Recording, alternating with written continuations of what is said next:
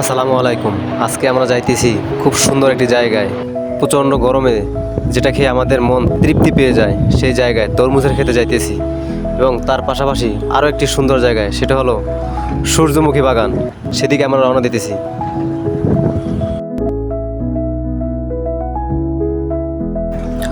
আলহামদুলিল্লাহ, অনেক দীর্ঘ সময়ের পরে আমরা আমাদের গন্তব্যে পৌঁছেছি এবং এখানে এসে অনেক আনন্দিত হয়েছি। যে দেখুন, খুবই সুন্দর জায়গা একটা, জীবনে কখনো বাস্তবে দেখি নাই।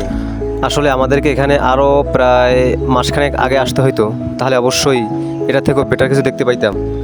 কারণ হলো এখানে প্রায় তরমুজ শেষের দিকে, আমরা একদম লাস্ট সময় আসলাম।